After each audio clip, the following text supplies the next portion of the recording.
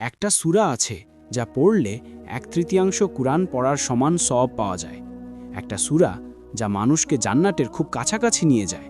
এটা হলো সূরা ইখলাস, কুলহু। আপনি কি জানেন এর ভিতরে কি শক্তি লুকিয়ে আছে? সূরা ইখলাস, যাকে আমরা কুলহু বলি, এটা পুরো কুরআনের সবচেয়ে ছোট সূরাগুলোর একটি, কিন্তু এর প্রতিটি আয়াতে এমন শক্তি আছে যা মানুষের ঈমান, হৃদয়, জীবন সব পরিবর্তন করে দিতে পারে। এই সূরায় আল্লাহ তার পরিচয় দিয়েছেন, তিনি এক, অদ্বিতীয়, কারো মতো নন। এটাই তাওহীদের মর্ম। রাসূল সাল্লাল্লাহু আলাইহি ওয়াসাল্লাম বলেছেন, সূরা ইখলাস পড়লে 1/3 কুরআন পড়ার সমান সওয়াব পাওয়া যায়।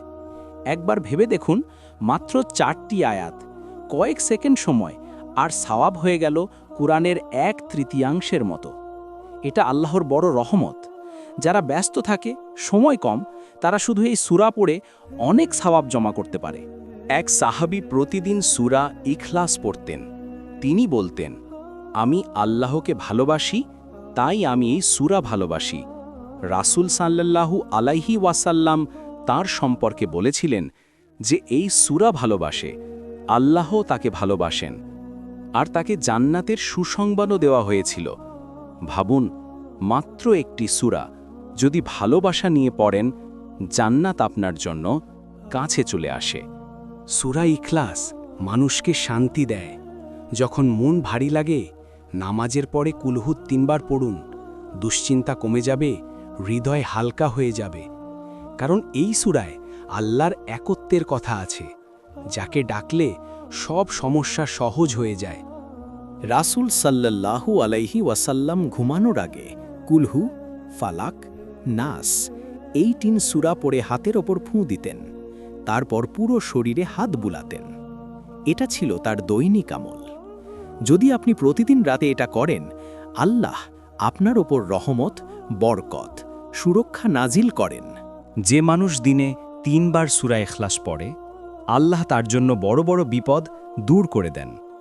কারণ এই সূরায় আল্লাহর শক্তি, ক্ষমতা, একত্ব, এই 3টি জিনিস এত শক্তিশালী যে এগুলো মানুষের জীবনের দরজা খুলে দেয়, যা সে কোনোদিন ভাবেও নি। যাদের সময় কম, কাজ বেশি, তারা প্রতিদিন অন্তত 3 থেকে 10 বার কুলহু পড়ে নিন।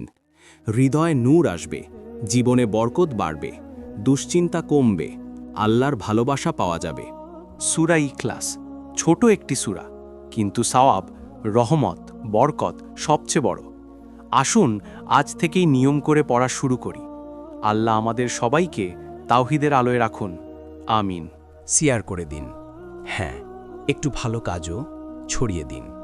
হয়তো আপনার একটি শেয়ার কারো দিনটা বদলে দিতে পারে, কারো হৃদয়ে শান্তি নামিয়ে দিতে পারে।